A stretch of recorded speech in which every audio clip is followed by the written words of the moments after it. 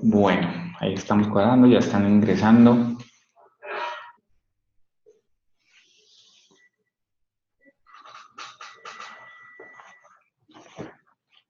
Bueno, mientras acaban de ingresar los compañeros y pues para ir conversando, eh, como saben, siempre voy dando unos puntos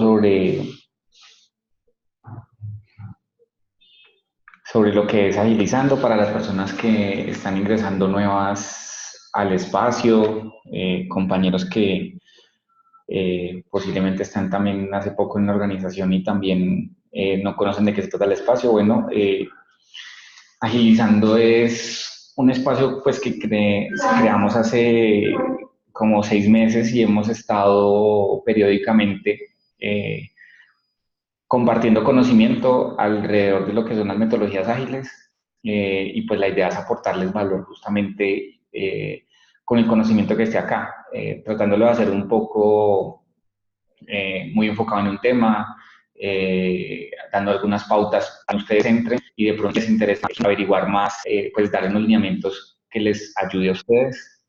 Y pues hay unas pautas que siempre menciono, digamos que tratar de estar lo más presente acá.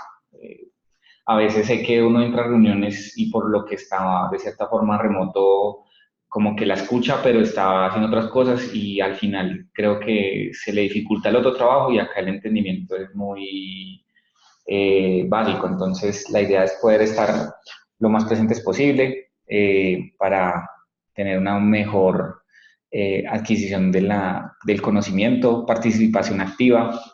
Generalmente a veces hago preguntas y por el chat me gusta leerlos, entonces es importante que también puedan estar interactuando.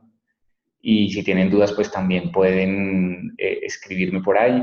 Y pues la regla de los dos pies, eso es algo que se da generalmente en unos espacios que se llaman Open Space, que se están utilizando mucho con el tema de agilismo, y es que pues si a ti no te está aportando esta reunión, podrías irte a hacer otra cosa, o a ir a otra reunión que te aporte valor realmente, pronto porque ya tienes el conocimiento, porque ya el tema se está. Entonces son como que replicar a nivel virtual para que no nos sentamos pues también acá, eh, por estar sentados acá pues ya obligados tal vez.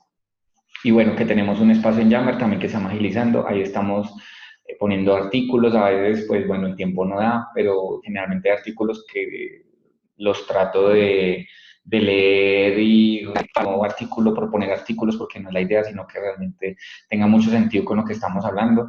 Y en Choquer Academy tenemos un espacio que también se llama Agilizando, pero acá tocaría ingresar con un link que compartimos en los webinars, en las comunicaciones del webinar para que ustedes puedan ingresar, y están todos los webinars, las grabaciones, webinars de Scrum, de Product Owner, del Scrum Master que fue.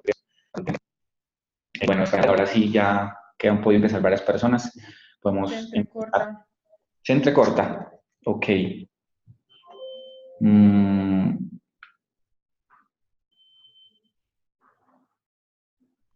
Denme un segundo, voy a...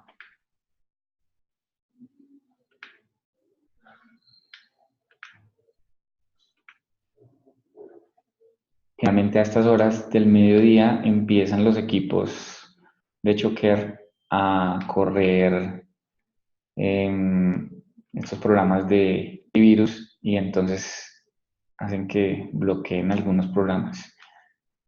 Ahí se ha entrecortado más. ¿Me siguen escuchando bien? Ya mejoró. Listo. Muchas gracias, Maribel. Porque sí, ya ahí estoy, mejor dicho, cerrando todo.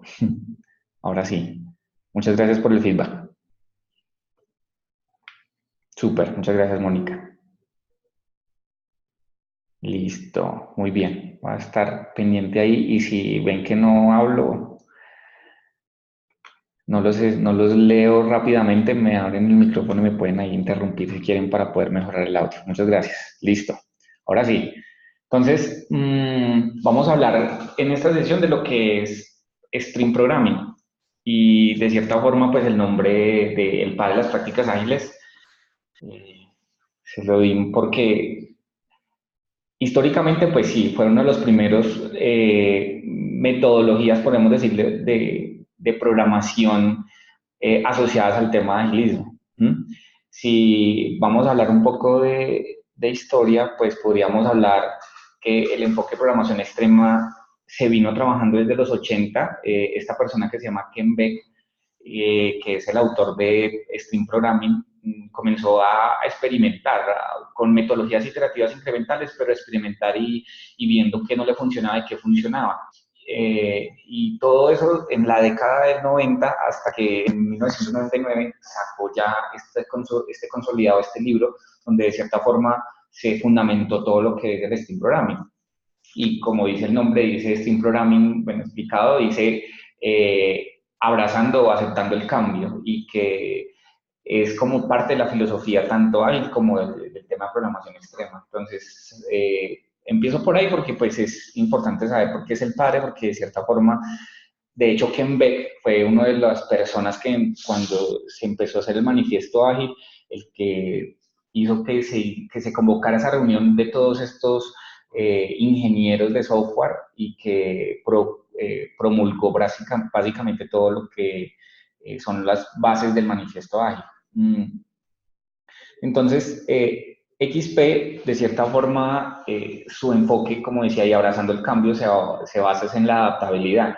Sabemos que todo cambia, la situación que ponían y que de cierta forma se vio enfrentado fue que sus proyectos, pues como hoy sabemos en ingeniería, pero en ese momento como que era invisible todavía y como que pensaban que tenía que tener todo muy claro, es que obviamente todo cambia y que no es, y que múltiples problemas de los desarrollos de software pues hacían que trabajaran más, que pelearan más, que estuvieran haciendo código que no servía, entonces, o que nunca se iba a utilizar. Entonces, como que vino todos los problemas, fue como comenzó a aplicar experimentos dentro de su desarrollo de software.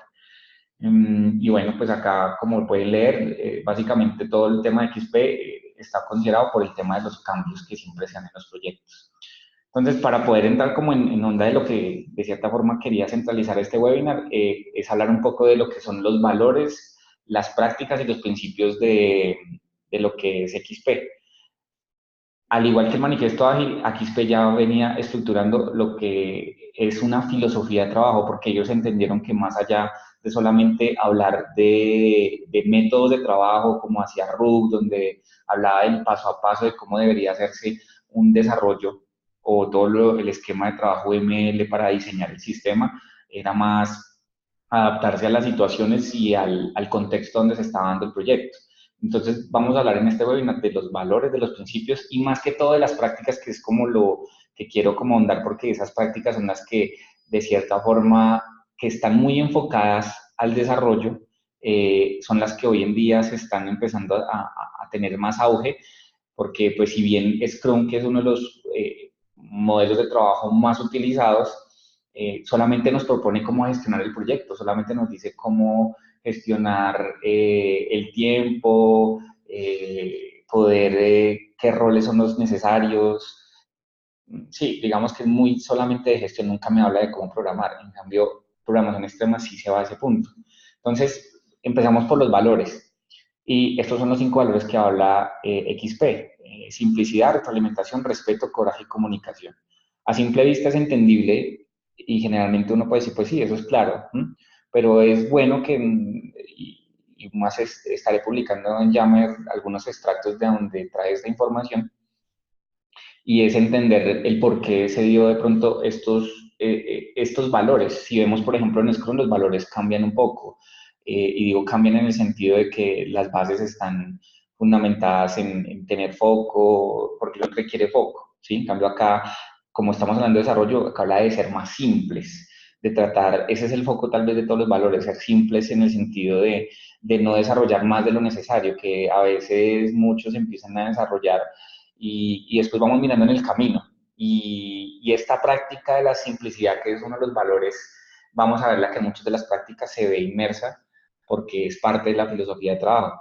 La retroalimentación o el feedback, de cierta forma, también en muchas de las prácticas vamos a ver que siempre es importante tener retroalimentación en cada momento. Si yo codifico una línea de código, debería saber si funcionó o si sirve. Si yo estoy haciendo una prueba, debería saber si realmente esa prueba sirve, y ese feedback debe ser inmediato, no esperar a que yo tenga N líneas de código, N pruebas y después decir, no, esto no era lo que necesitábamos. Entonces esa retroalimentación es inmediata. El respeto, esto creo que es uno de los valores como claros, pero de cierta forma por los conflictos que genera la crítica al código, las prácticas, a veces se vuelve muy complicado y pues digamos que acá siempre es entender que estamos trabajando para un objetivo. Coraje, creo que eso se ha ido como machucando el tema bastante, y machucando me refiero a que siempre se ha estado diciendo de que hay que tener valentía para enfrentar los retos, ¿sí? Y la comunicación, que creo que es uno de los pilares de todas las metodologías ágiles, porque pues un equipo colaborativo requiere una buena comunicación, y comunicación significa más allá, como decía el agilismo, que sea cara a cara, que no sea por otros medios, sino que busquemos siempre tratar de tener a la persona de frente. Y a esto, pues lo enlazo a lo que son los principios, porque estos 14 principios, pues los tengo acá todos enlistados, porque realmente lo que quiero hacer es una pasada rápida para irme a las prácticas de XP, y estamos hablando de comunicación, y que entre más cercano está la persona, mucho mejor, es porque los principios de XP empieza justamente hablando de que todo debe ser lo más humano posible, y humano significa tratar de que si bien se necesitan herramientas, pues necesito, el software es construido por personas, por ende necesitamos humanizar ese proceso y no volverlo mecánico y procedimental en ese sentido. Entonces, si vamos a ver, esto es muy relacionado casi con los principios de la metodología ágil. La economía, y la economía no porque necesite ahorrar o tener más barato el producto, sino tratar de otra vez como muy hacia el principio de la simplicidad, tratar de ver si realmente es necesario hacer esa actividad, o mejor ese esfuerzo, mejor me lo guardo para otras acciones. Entonces es parte de esa filosofía de trabajo, del mindset, de la mentalidad. Beneficio mutuo, siempre tratar de buscar beneficio mutuo en las actividades, y beneficio mutuo significa hasta los acuerdos para las horas de trabajo, ¿sí? Dentro de todo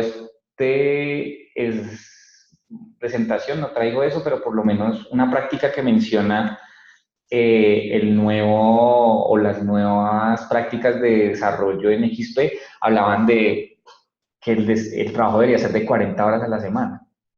¿Por qué? Pues en el sentido de que hay un beneficio y un equilibrio entre la vida del desarrollador, que al final esto, bueno, desarrollador, ellos, como es programación extrema, pues casi todo siempre, cuando uno lee mucho de este tipo de temas, siempre hablan del desarrollador, el desarrollador. Otra vez, entendamos que el desarrollador significa todas las personas que están en el equipo de trabajo, ¿sí? Para no limitarnos solamente a los programadores.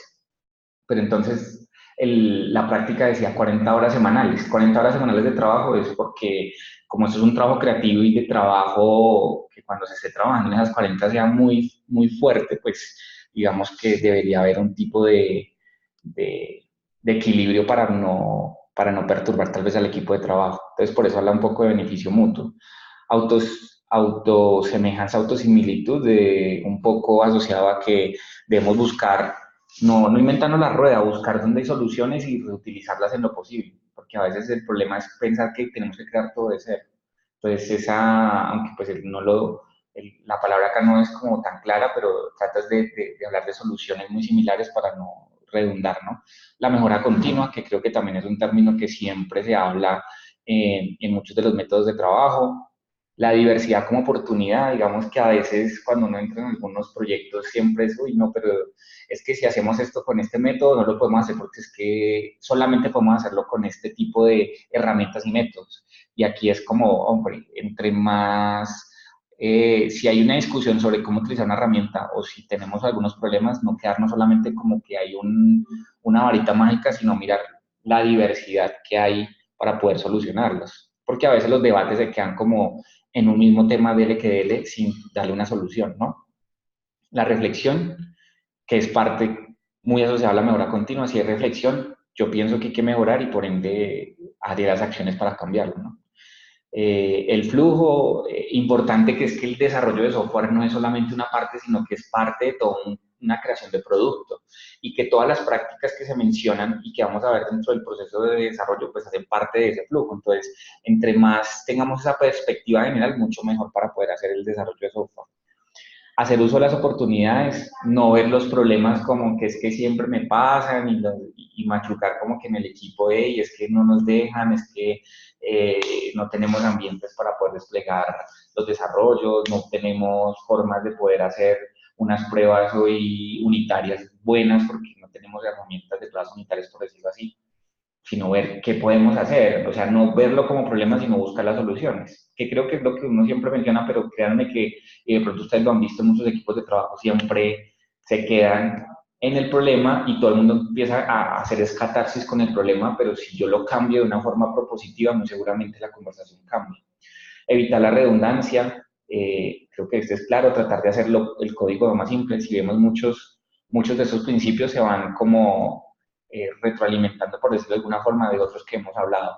Aceptar el fracaso, o sea, es parte del mindset de las metodologías ágiles y pues XP lo propone. O sea, aquí hay que errar lo más rápido posible y vamos a ver con muchas prácticas que cuando, digamos, yo hablaba de feedback, si yo voy y someto el sistema al poco tiempo, a someterlo de una vez a saber si está bien o está mal, de cierta forma ya estoy mirando si fracasó, y si fracasó mucho mejor porque voy a mejorar el sistema. No es, siempre tengo que buscar que esté bien. Entonces es un tema que no es tan fácil, pero que debería cambiar la mentalidad de las personas que están trabajando en el equipo.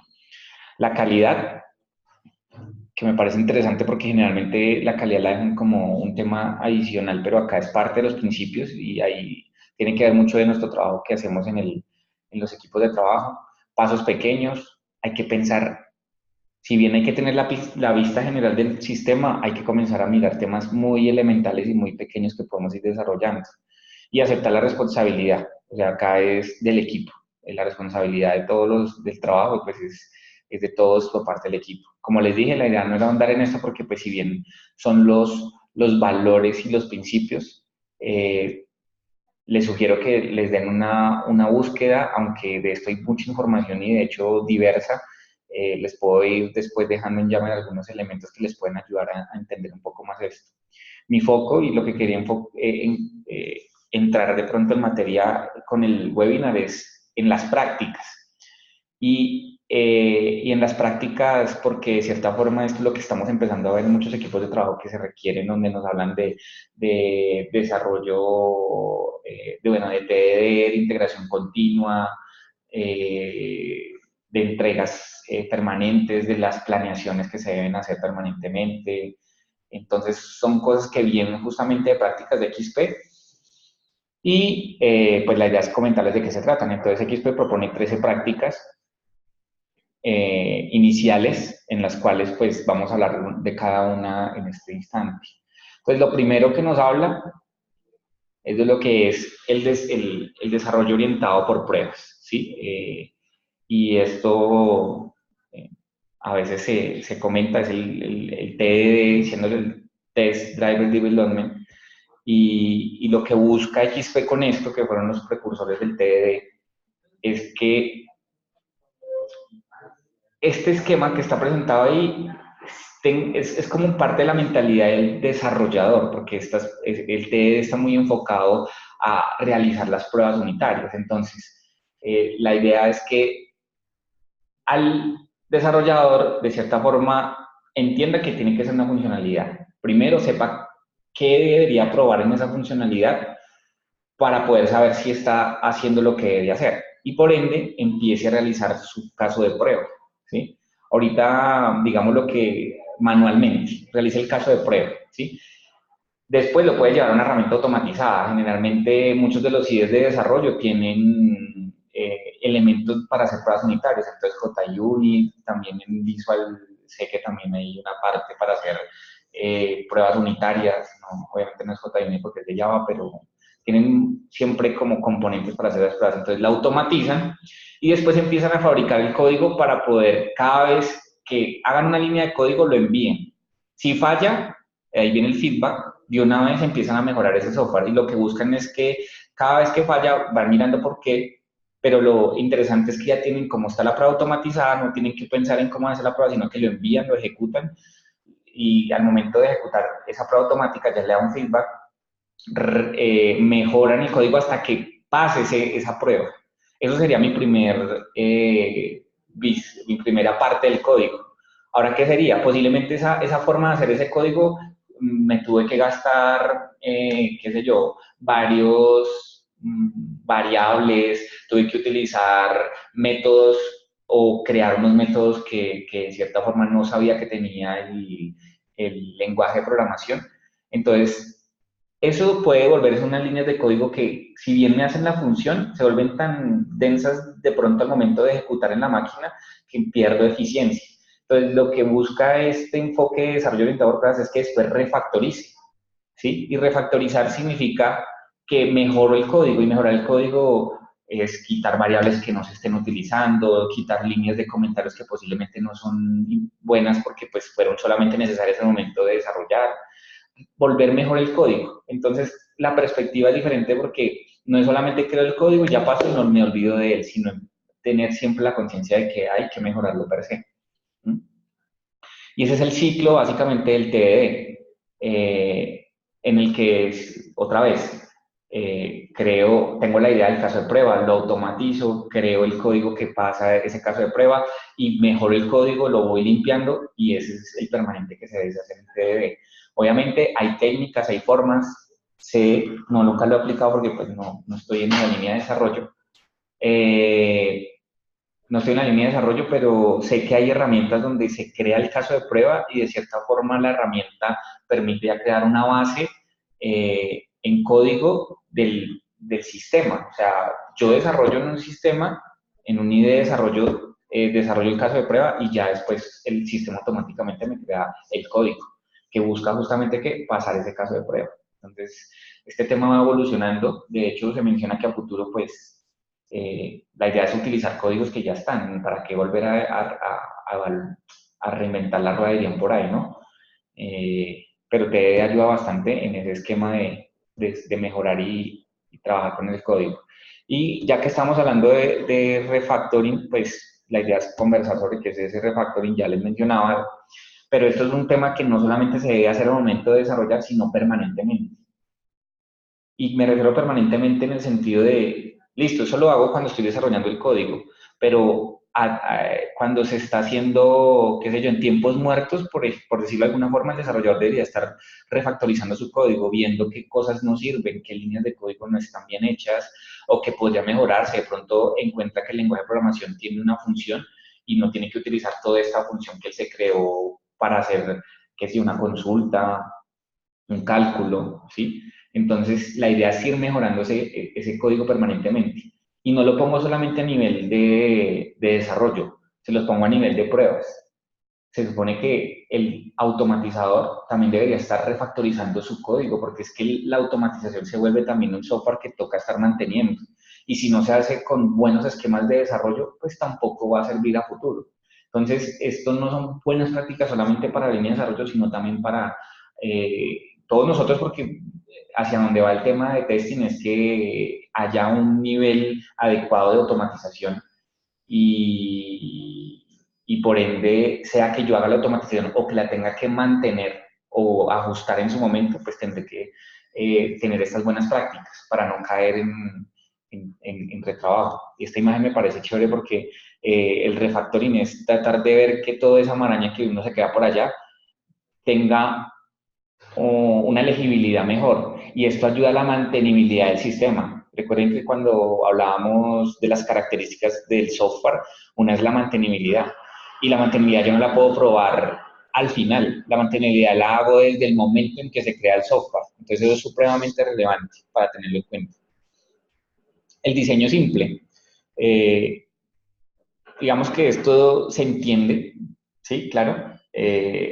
A grosso modo, hablar de simplicidad, ya se los comentaba antes, tratar de no hacer código que realmente no se necesite, ¿sí? Tratar de hacer clases que realmente valgan la pena si yo estoy hablando orientado a objetos, no porque sí, no por si de pronto pasa algún problema, sino que realmente en esa refactorización tratar de, antes, todas esas líneas de código que tengo de pronto en varias clases comenzar a disminuirlo, ¿sí? Para poder que sea más legible y otra vez mantenible a futuro.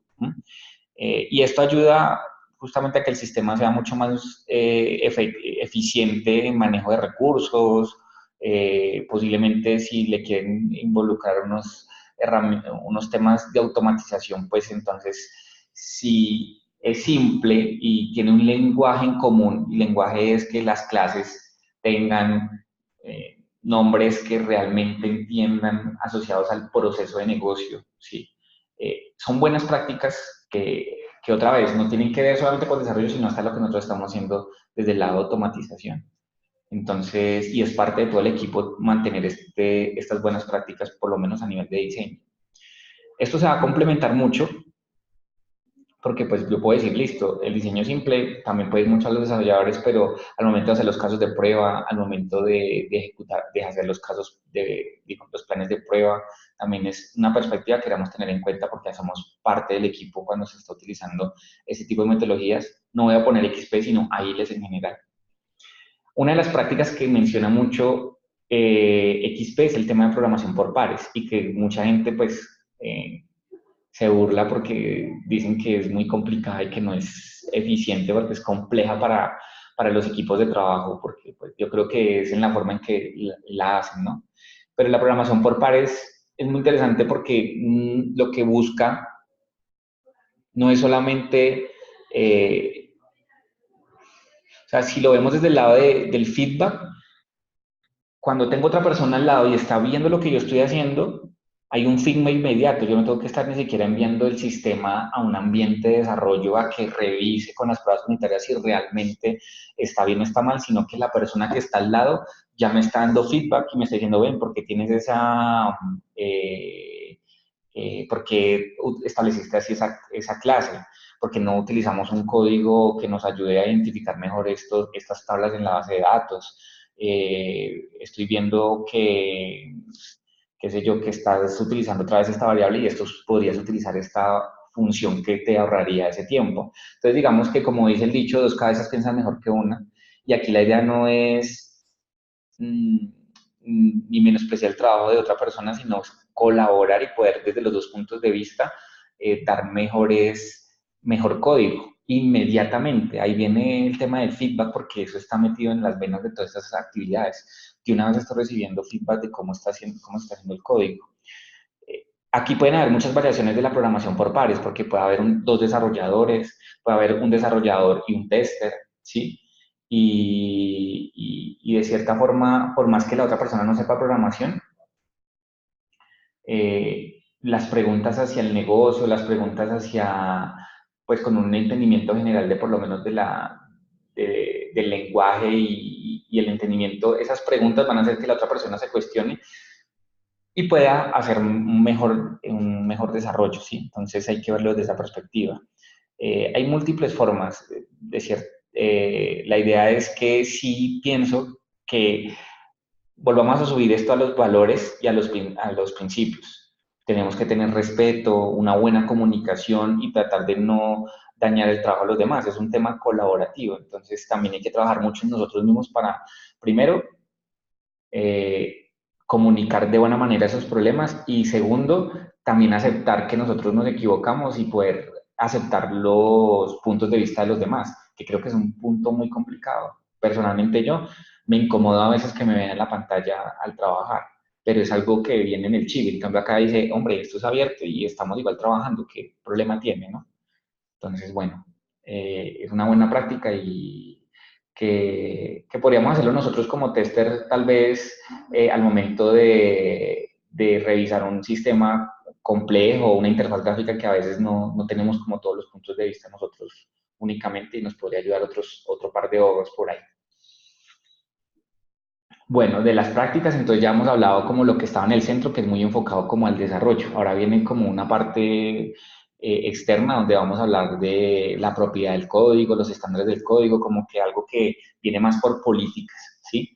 Y una de las pautas que menciona XP es sobre la propiedad colectiva, ¿sí? Entonces, generalmente cuando uno se ve en desarrollos tradicionales, el problema de juzgar o de reportar un issue es porque el desarrollador siente que se está vulnerando su código, la forma de su arte, porque esto pues al final de cuentas el desarrollo viene siendo un arte en el cual el desarrollador despliega todo su conocimiento ahí. Entonces se vuelve complicado porque cuando uno quiere hacer una mejora o quiere proponer algo, ven que es una barrera, ¿no? ¿Cómo vas a criticar eso si eso es mío? ¿Sí? Y aquí cambia un poco la perspectiva porque es que la idea es que el software o el código en sí mismo no sea solamente de la persona o fulanito de tal que lo hizo, sino que sea una propiedad del equipo. Y en este sentido es que cualquier persona podría tocar partes de código. Entonces ahora vienen los matches, porque yo sé que empezamos a preguntarnos, bueno, ¿y eso qué? ¿Qué pasa las responsabilidades? ¿Qué pasa si hay un error en producción y dicen que eso es culpa del que lo movió? Entonces aquí, de cierta forma, es tratar de buscar herramientas que obviamente no me llenen los errores en producción y que podamos tener un feedback rápido de esos cambios que se están haciendo, pero que todo el mundo pueda proponer desde su punto de vista y desde sus competencias es interesante en la medida de que al final ya hay una corresponsabilidad. No es de echarnos las culpas, es, hombre, la embarramos los dos, no vimos el error, pasó, pero pues al final, ¿cómo vamos a buscar una solución? Y no solamente de buscar el culpable, ¿no? Entonces, por eso acá es tan importante el tema de hacer pruebas, del feedback, de las pruebas unitarias, de TDD, porque eso ayudaría a tener un feedback para saber y evitar los problemas en producción y así tener como un ambiente más tranquilo al momento de hacer cualquier cambio. Que no importa quién haga el cambio, porque al final yo sé que la prueba ya me va a decir si fue efectivo o no fue efectivo, ¿sí? Eso es importantísimo ahí. Eh, bueno, otra parte que viene y que apoya también el tema de las pruebas automáticas es la integración continua, ¿no? Y, uy, se me fue la presentación. La integración continua, y creo que ahorita en muchos equipos de trabajo se está hablando de integración continua, ya que estamos hablando de DevOps y todo el mundo empieza a hablar justamente del tema por la moda de DevOps, ¿sí? Y de cierta forma la integración continua, pues ya la proponía XP, entendiendo que yo no solamente tengo una varita mágica o una herramienta que me ayude a solucionar todo, sino que el conjunto de esas herramientas en diferentes puntos del proceso de desarrollo de software me va a ayudar a tener un feedback del sistema. Entonces, quiero que, ya que esto sí es muy de temas de pruebas y es muy importante de pronto ahondar en el tema de integración continua hacia el futuro, porque sabemos que dentro de los niveles de prueba o hay unas pruebas estáticas que se le deben hacer no solamente a los requisitos o a las historias de usuario, sino que también se le deben hacer pruebas estáticas al código para saber si hay redundancias de código, si hay código muy complejo y toca reestructurarlo, si hay líneas de código que nunca se van a llegar y por ende van a también a causar una carga en memoria insuficiente. Entonces, eso es necesario como primera parte. Y eso, por ejemplo, como herramientas como SonarQI, que eso es una herramienta para hacer análisis estático de código, es fundamental. Pero es cuando se carga apenas el código. Ahí no hemos hecho ningún tipo de prueba, digamos, compleja. Después viene el tema de pruebas unitarias y para eso hay un tipo de herramientas como las que les venía hablando de, por ejemplo, como JUnit. Y después vienen pruebas, por ponerlo así, de las funcionalidades del sistema, pruebas de carga y estrés. Entonces, todas las herramientas ofrecen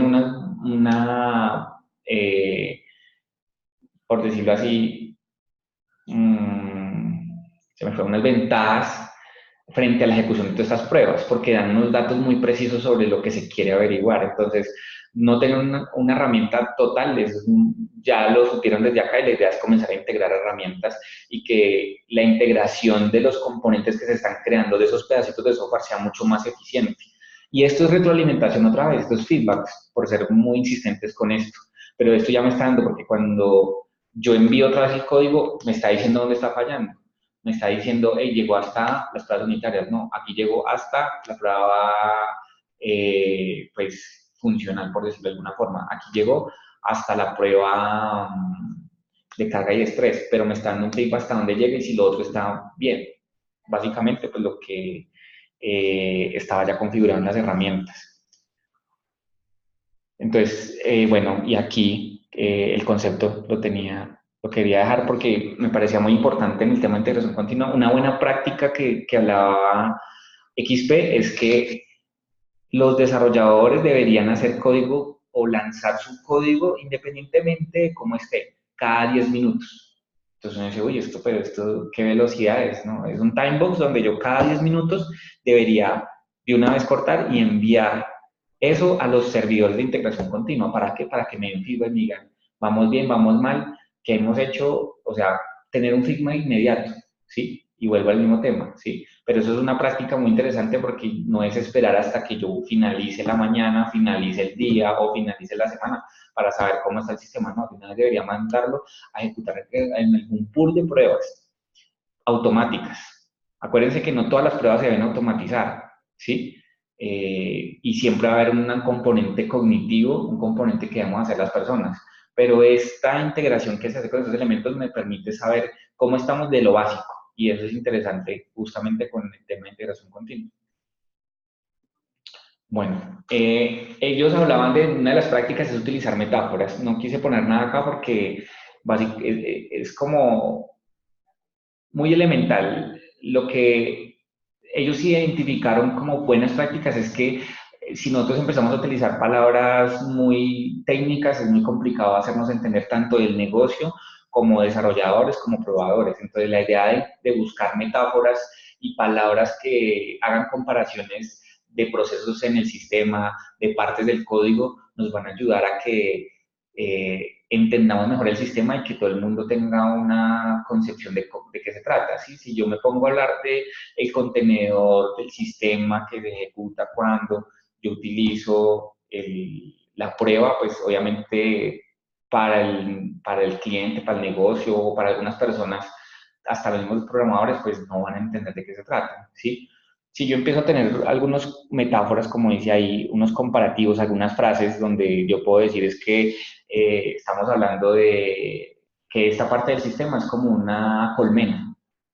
Entonces es diferente porque yo ya les hago la metáfora de por qué la colmena, no es que como está en la base de datos, entonces las abejas traen la miel para la colmena, entonces acá el sistema va y trae los datos de tales sistemas y los centraliza en esta tabla. Entonces cambia la perspectiva y ya todo el mundo posiblemente se refiere a la colmena, pero entiende de qué se trata.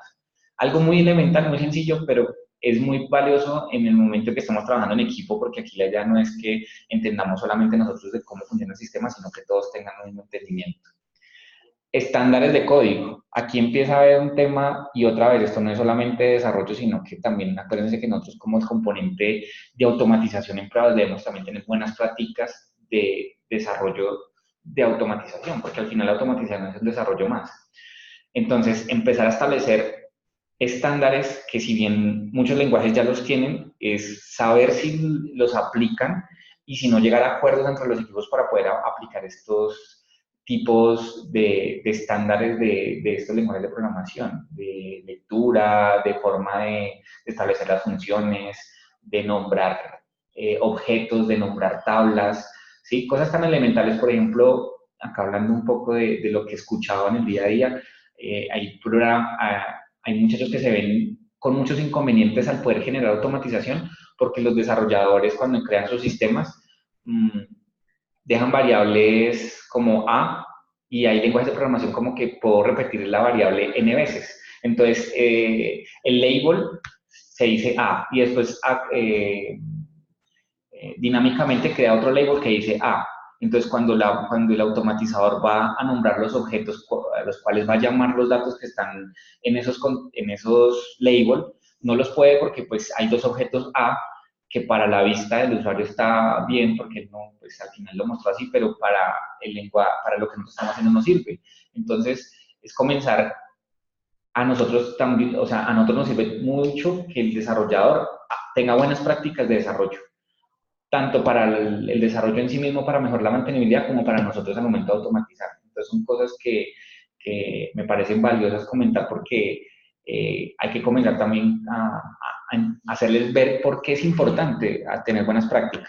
Hoy en día todo el mundo utiliza personas de diferentes conocimientos y a veces pues los juniors en su ingenuidad tal vez no utilizan esto y es importante hacerles ver como parte del equipo, no como que, es que usted es el tester y porque me está diciendo que hacer, sino como parte del equipo hay unos estándares que debemos seguir al momento de crear ciertos códigos, ¿sí? Entonces, para que lo tengamos en cuenta. Y finalmente, el ritmo sostenible es que a veces hay que buscar que el equipo tenga un ritmo de entrega sostenible. Y sostenible es que realmente siempre, a cada tanto tiempo, puede ser no un sprint, no pueden ser 2 sprints o iteraciones, sino cada 3 estar entregando algo realmente conciso. Pero no estar entregando el primera iteración bien, se pasó hasta la quinta volvieron a entregar, por ahí volvió a pasar a la séptima y de la séptima hasta la 11ª a entregar, porque pues al final como que queda como una sensación de que no se están haciendo las cosas como debían hacer y también de como que, ¿cómo así que me entregaste acá y acá no pudiste? Entonces, ¿cómo se genera ritmo sostenible? No comprometerse con tanto. Eso es una buena práctica también, no comprometerme con tanto, ser holgados en las definiciones. Generalmente, un error que tenemos muchos al momento de gestionar tareas es, uy, me queda un huequito para hacer una tarea, venga, yo me comprometo con esto, ¿no? O sea, deberíamos tener, acuérdense la ley de Pareto 80-20, deberíamos trabajar con eso y tener siempre como un 20% de holgura para manejar situaciones que nos pasan en el día a día y comprometernos al 80% de las actividades. Y ese tiempo, si bien posiblemente no se utilicen los problemas que haya, lo utilizamos para mejorar el código, para hacer actividades de conocimiento, porque el equipo también tiene que aprender a conocer. Entonces, eso es importante y también yo lo podría promover en un tipo de retrospectiva o algún tipo bueno, de análisis de mejora continua, pues también proponer eso, porque siempre tenemos que estar como comprometiéndonos al 100%, eso no deja un espacio para realmente que el equipo XP dice, se energice el equipo, no me informa, porque siempre estamos cansados de estar llevando las cosas al extremo. Y eso no ayuda a que haya un ritmo sostenible. Bueno, y entonces así rápidamente me quedan los últimos, los del exterior, que son 4 prácticas, y estamos hablando de Whole Team Approach. Nosotros ahorita le estamos dando mucho relevancia al tema de Whole Team Approach porque pues puede ser muy sencillo entender que todo el equipo es importante, pero hoy en día uno de los mayores problemas es que aún aplicando metodologías ágiles, muchos de los clientes no entienden esto y entonces siempre tienen, sí, el Product Owner, pero viene de vez en cuando el Scrum Master, pero está definiendo trabajo para el equipo y el tester aparte y solamente prueba al final, o sea, no estamos haciendo nada. Y más que solamente definir si estamos aplicando bien Scrum, es saber si realmente estamos teniendo la filosofía de trabajo. Y esto del Whole Team Approach es para el equipo completo debe estar siempre para las definiciones, para las aclaraciones, para las decisiones, para las entregas, para la mejora continua, o sea, siempre debe estar el equipo completo y eso ayuda a que hay un sentido de pertenencia de todos, porque pues yo creo que les pasa a ustedes es que, si el tester está al final, entonces, pues al final a mí, si ellos hacen mal sus cosas, pues yo tampoco, porque ¿cómo me va a comprometer si al final a mí me meten al final? Cuando ya hay todo por decirlo así, solamente es el rezago de todo el proceso de desarrollo. Y entonces, eso también es un problema. Ahora, que ¿cómo hacemos nosotros también? O sea, este conocimiento, la idea es que ustedes entiendan, cambien el chip y también empiecen a proponer. Yo sé que a veces dirán, uy, esto viene más trabajo, pero créanme que es más satisfactorio saber que lo que estoy haciendo tiene un valor para alguien y no lo estoy haciendo por hacer. Porque hoy en día creo que en eso estamos cayendo, de estar haciendo trabajo por hacer y no saber si realmente tiene la relevancia que debería tener es que ni queda para el cliente, entiendan que esto también va para la gente externa, para los usuarios finales que podemos ser hasta nosotros mismos. Ellos hablan del planning game y el planning game significa es que nosotros en tradicional pensamos siempre tener una planeación grande y ya no volvemos nunca a ver ni cronogramas, ni planeaciones, ni estrategia porque eso no importa. Y aquí empieza a hablar de la planeación por niveles, ¿no? Planeación, el release plan, eso sería muy interesante saber cómo se hace un release plan, podríamos hacer algún tipo de ejercicio hacia adelante para poder ver cómo se hace un release plan, porque es ver la perspectiva general.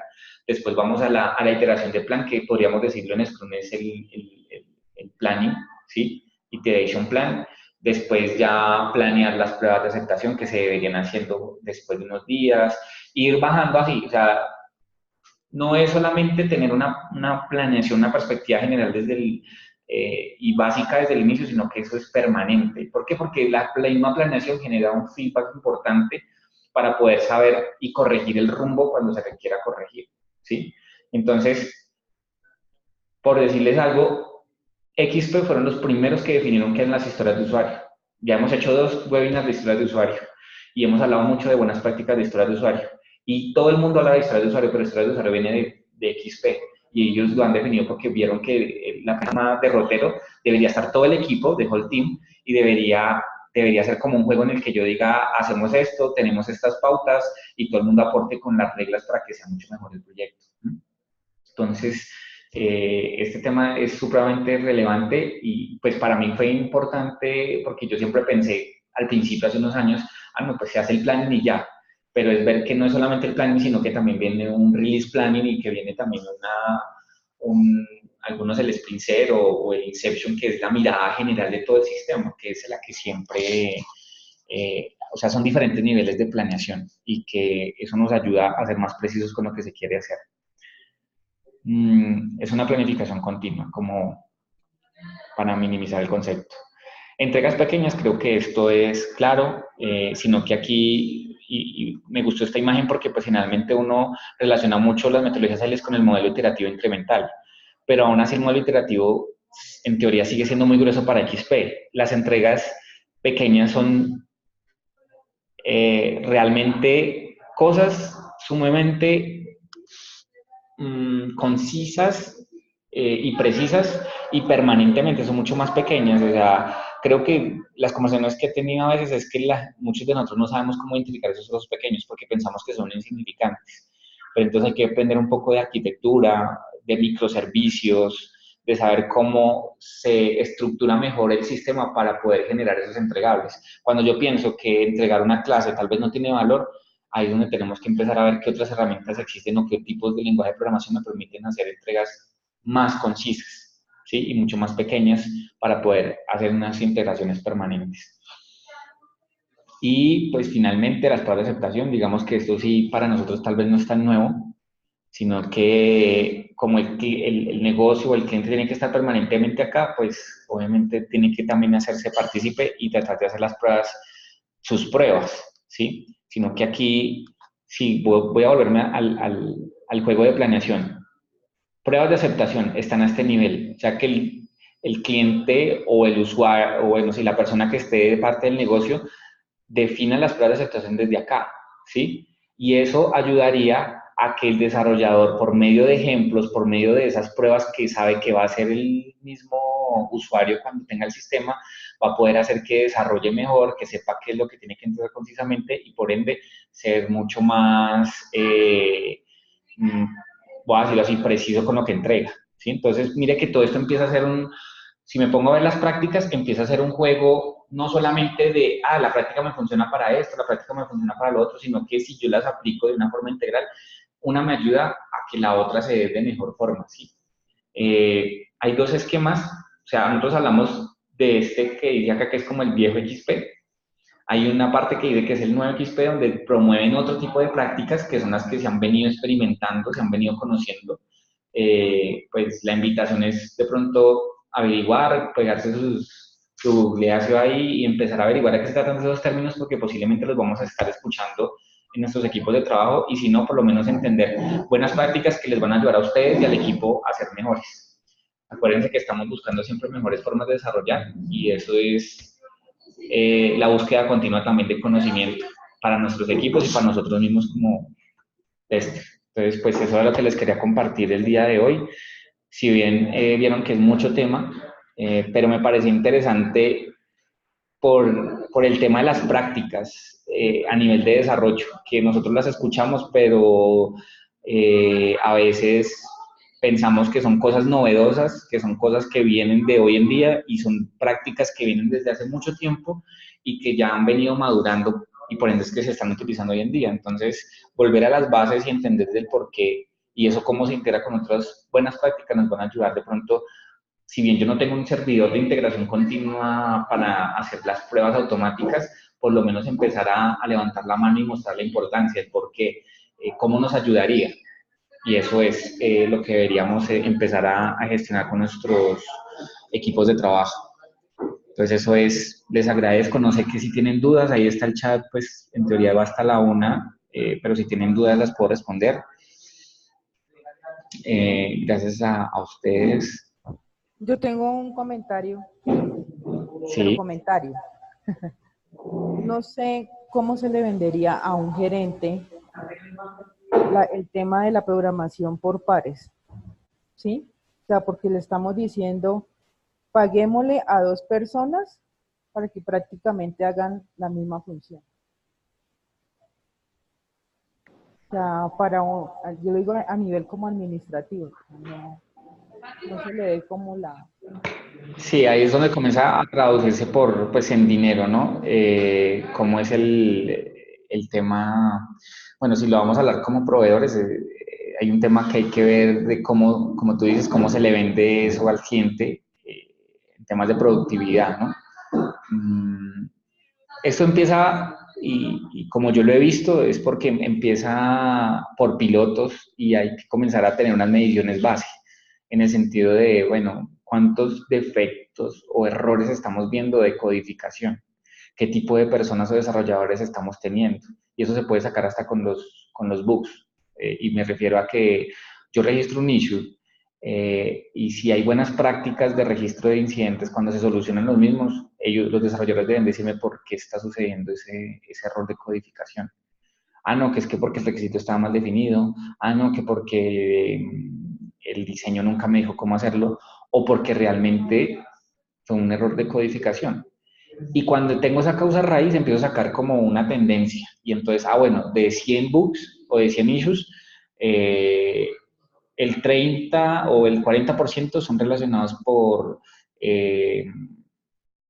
problemas de codificación, el 20 por malos requisitos y el otro 30 por temas de diseño. ¿Sí? Y entonces cuando ya tengo ese porcentaje puedo decir, listo. ¿Y por qué tantos errores en código? Y proponer la programación para en ese punto decir, bueno, ¿qué está pasando? Posiblemente es porque la gente, todos son junior cuando llegan y necesitan tener como un acompañamiento. O sea, la programación par no debe ser permanente, también hay que saber sobre qué momentos. Y eso es bueno, ahí es bueno ahondar en muchos de esos conceptos, porque la programación par debería ser para puntos críticos del sistema, ¿sí? Porque tienes razón, o sea, hay un esfuerzo doble, pero la ventaja es que empieza a mejorar la persona que, por decirlo así, los equipos nunca van a ser compuestos por solo expertos, pero entonces yo ya voy teniendo una información base y cómo se está mejorando esos equipos de desarrollo por medio de ese acompañamiento de la programación par. Y cómo están saliendo esos desarrollos sin menos de todos esos registros de bugs, la causa raíz debería estar yéndose mucho más hacia otras fuentes y no solamente hacia la codificación. Aunque también pues no deberíamos llegar a que todos sean por requisitos. O sea, hay muchas cosas, factores que analizar, pero hay formas. Pero no directamente como hay que hacer programación para y ya porque sí se volvería complejo y obviamente la carga económica muchos no la soportan. Por ejemplo, cuando uno promueve que se hagan pruebas en requisitos, la gente no lo hace porque dice, es cuánto tiempo me va a gastar y cuánto dinero me va o cuál es el retorno de la inversión. Exactamente. Uh-huh. Entonces pasa lo mismo y hay que verlo no sobre la propuesta inicial, sino más sobre qué métricas tengo hoy en día que yo te puedo decir, mira, por eso te doy esta solución o te propongo esto por este indicador que está acá. Y eso es con los bugs que yo registro, ahí de pronto, para cerrar el tema, el problema que siempre he visto en eso es que el desarrollador no hay una política desde calidad que le diga al desarrollador busque la causa raíz. porque lo que generalmente hacen los desarrolladores es poner, ok, solucionado, pero nunca dicen la causa raíz. Y si yo tuviera un campo donde ellos obligatoriamente tienen que decirme, fue por código, fue por un requisito, fue por una mala especificación, fue por un diseño malo, puedo empezar a tener otra información para escalarle el negocio y decir por qué sí o por qué no. Interesante. Estas preguntas son chéveres. Deberíamos hacer un webinar de solo preguntas. Ven, y en el tema de estar liberando código cada cierta cantidad de tiempo, eso no genera mucha basura en el código y en la refactorización, ¿se es más difícil hacer eso? Como tú dices que tocaba, por cada código que iba haciendo, lo iba lanzando. Sí, no, pues es que al final, o sea, el desarrollador sigue trabajando sobre su mismo código, sino que digamos que la intención puede ser que hasta de pronto no sea 10 minutos, puede hasta de pronto llegar a un acuerdo inicialmente que sea de más, pero, pero lo que busca es que yo creo que además de generar esa retroalimentación es tener esa conciencia de que mi trabajo desde el principio tiene que ser con calidad y yo lo que estoy buscando es que pase esa prueba. Posiblemente después yo todavía no sé cómo posiblemente no me falte hacer otras integraciones con otros elementos, pero por lo menos que esa prueba unitaria que yo hice para que saber si esa función está generándome el resultado que es, está pasando y hace que el desarrollador empiece a hacer su desarrollo desde el primer momento bien para que pase eso, y eso significa disminución de tiempo. O sea, tal vez ni siquiera es por temas de pruebas, es por tema de eficiencia de tiempo y que el desarrollador va entendiendo que hay unos estándares, que hay unas políticas que debe seguir y por ende la velocidad la va adquiriendo no en ese momento, sino cuando empieza justamente a aplicar eso diariamente y a entender que bueno, que tener buenas prácticas, bueno, eso es como todo el equipo, ¿no? Pero eso es más por ese lado. Ahora que se genere basura, se supone que como yo dejo un tiempo holgado, entonces por eso les decía que hay unas prácticas que se complementan con otras. Como yo tengo un tiempo holgado, entonces ese tiempo de holgura, si realmente no hay una problemática que solucionar, pues deberíamos empezar a utilizarlo para hacer esas refactorizaciones. Ya sabiendo que el código pasa, porque la idea es que la refactorización yo no genere más código, sino empiece a simplificar el que existe. Sabiendo que esa prueba funciona con este código, entonces sé que siempre debería estar pasando. Y la refactorización, termino la refactorización y vuelvo a enviar a ese código automático. Yo creo que es uno de los mayores problemas que tenemos en desarrollo, es eso, que la gente crea y chao, se fue, nunca vuelvo a ver ese código. Y refactorizar es un tema, pues, crítico para mejorar no solo la mantenibilidad, sino la vida de todos. Sí, bueno, Gracias. bueno. Muchas gracias a ustedes por su tiempo, por conectarse al webinar del día de hoy.